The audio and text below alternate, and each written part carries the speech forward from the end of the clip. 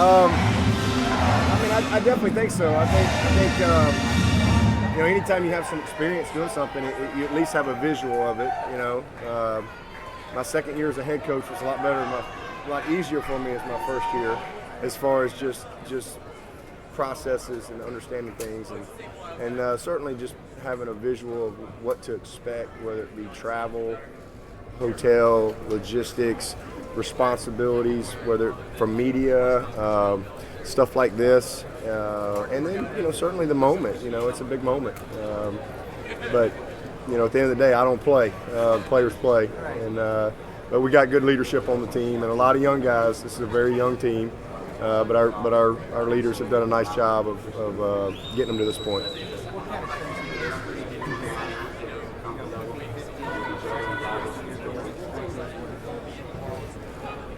Well, I mean, it's regardless of what happens Monday night. This has been historic. This our program and even this team's not going to be defined by a scoreboard Monday night. Yeah, we win. Hey, we've won 30 in a row, and these guys went 15-0 again, back to back. But man, it's been special, and we certainly, believe and hope, and we're going to do everything we can to win on the scoreboard too. We know that matters, but no matter what, we're not defined by that. This has been unbelievable, and the good news is this is one of the youngest teams I've ever had. We got 80 freshmen and sophomores out of our 120, so I think we got a chance to be a better team next year. I really do. We had 15 mid-years just got there, and we got a lot of people back. And I'm excited about what our future is, and this is kind of the end of a great decade, and we certainly love to end it up as national champs. But we're excited about the Roaring 20s too. That's my grandmother told me about the Roaring 20s, and so I'm getting to live them, and I can't wait. So we're gonna roar Monday night, both teams, because you got Tigers bringing them in style. And finally, is this? Oh, no question. I think we're the only one that took a plane here. So, yeah, this is definitely a road game. This is what it is. The last one was a road game.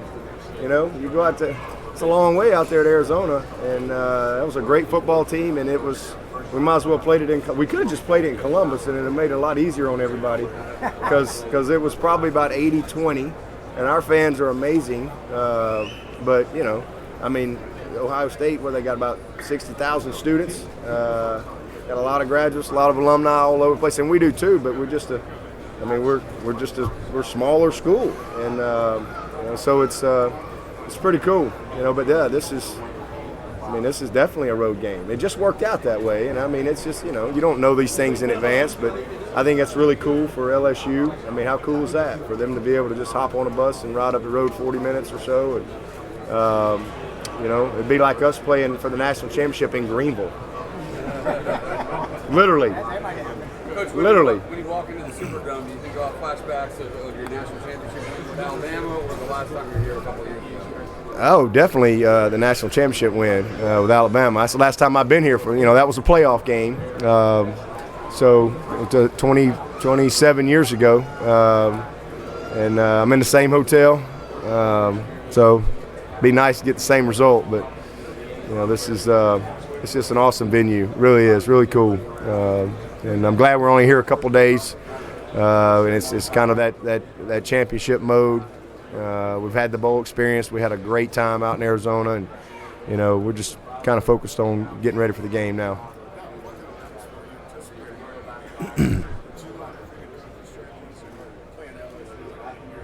Yeah, it's going to be wild. It's going to be like, we could have just played in Baton Rouge, but the weather might have been bad. It's going to be like a road game. I know our fans will show up, and they'll be passionate just like they are everywhere we go on the road. But it'll be an awesome atmosphere. I mean, this is two great teams, two undefeated teams. They're playing right here at home, and it's exciting. It's exciting to know you're at this point. It's coming to an end. It's been I don't know about college football, but this has been the longest season in the history of Clemson football. We started July 31st, and we played August 29th, I think, something like that. And here we are finishing up January 13th. So we were Hunter Renfro was speaking to our team at practice the other day. Just he was at practice right before we left, and he was just telling the guys, hey, he doesn't say a whole lot. Hunter, what do you got to say? Oh man, y'all just have fun. Just have fun. And he goes, hey, look at it this way. You guys got mat drills in 2 weeks, and they all went, because it's like literally our season is gone so long. We're like 6 weeks away from spring practice. So it's just crazy. So it's been fun. It's been a lot of fun, but it's nice for it to know that, hey, man, let's go, let it all hang out and cut it loose. And we've had a wonderful year. We've had an unbelievable decade. And, I'm excited to finish strong Monday night and then set our eyes on what's next. Well, first of all, belief. I think that's where it starts, is getting people to believe in who we are, who I am, building the culture of our program, consistency, and then people. You win with people, getting the right people in place, and then players, and same thing. You win with people first, players second. And I think just development, evaluation.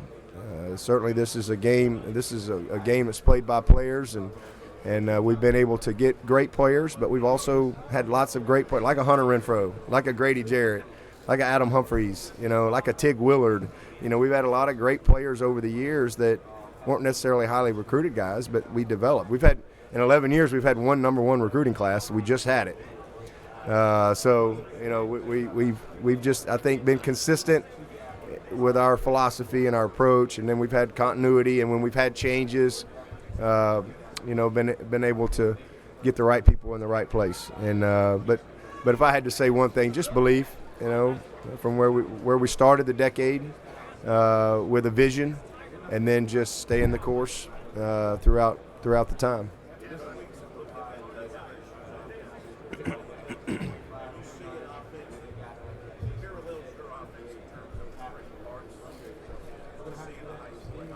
Oh, yeah, no doubt. They're great up front, just like we are.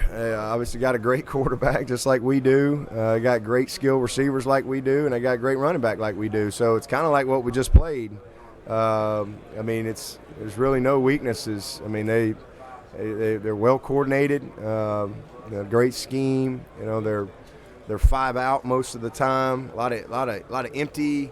They do a great job of creating matchups. Especially when they get in their bunch sets and create leverage and easy throws. The quarterback's, I think he's 80%. Are you kidding me? Their scheme helps, but he's very smart, and he's very accurate, and he has a great understanding, and he keeps them in the right play. They really empower him to run the offense, and he'll get them in and out of a bad play and into the best, case scenario a lot. And they've just got all the pieces.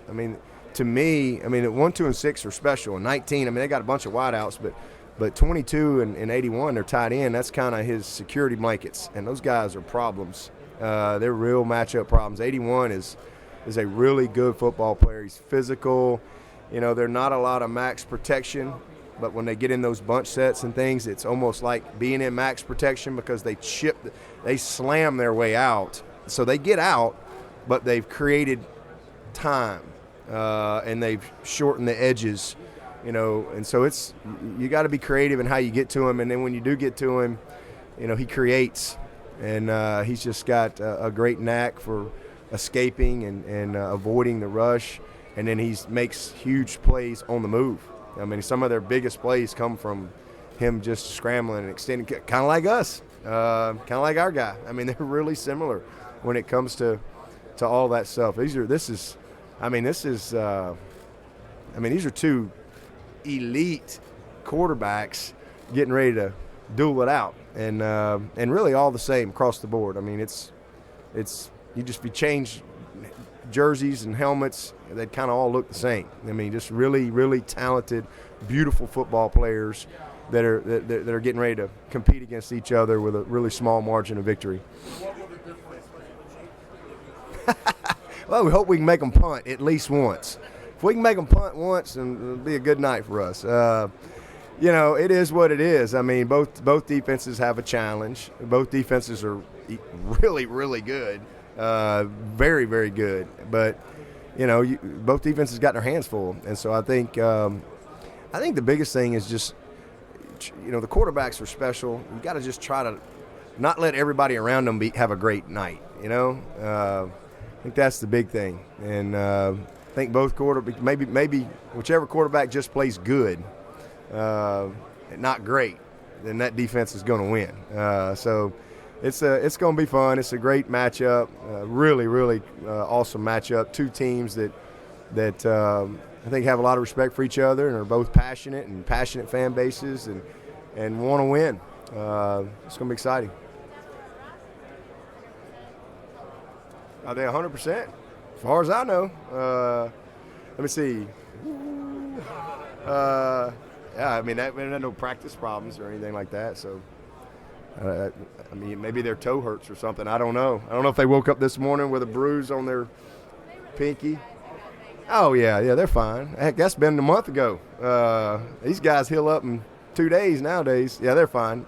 Higgins came back and played, and Ross had just landed on his shoulder. But they're good to go. They're good to go. He did good. There were it was good to see him play at game speed. I think it was really good for him. It's been a long time since he had played, and now all of a sudden, boom, you're in a playoff game. So that was the intensity of it was a lot, but I thought he managed it well. I think technique-wise, some things we need to clean up, just little things, your hat in the wrong place, some footwork stuff. But as far as just playing fast and trying to play physical, he did a nice job. He's 6'4". He's probably close to 230-ish. He's going to run probably 4.4 or better. He's got a 41-inch vertical. He's an unbelievably special young person. Just great character, awesome work ethic. I mean, just freaky measurables. But then you throw in the fact that he's a very humble young man. He's got great character. He's got an unbelievable family. He's a guy that came back for his fourth year. Could have come out last year, and just has a lot of self-awareness of what he needs to do as a football player. And now he's a complete player. He's become very detailed in his approach, his preparation, his understanding of our defense, and more importantly, understanding of offenses. So just the nuances of the game. And so when you put all that knowledge with the work ethic and the talent, you get a great player.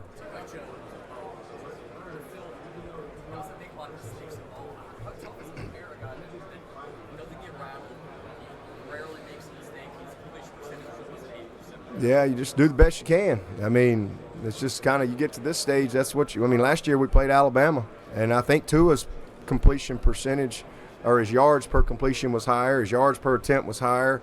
It was he was a freak, and Tua's one of the best players I've ever seen. And that's when you get to this stage, that's just what you're going to see. When you get to the Super Bowl, you're going to see two elite quarterbacks. So it's hard. It's not easy. So you just, you've got to tighten up in everything that you do, and you have to understand that every play matters. You can look at our game a couple weeks ago. We missed maybe 3 plays.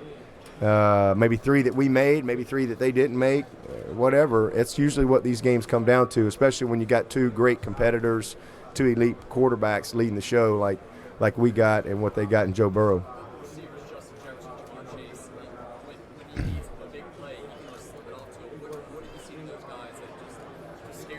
Well, they're special. I mean, they look like our guys. That's what I just said over here. You could put them in Clemson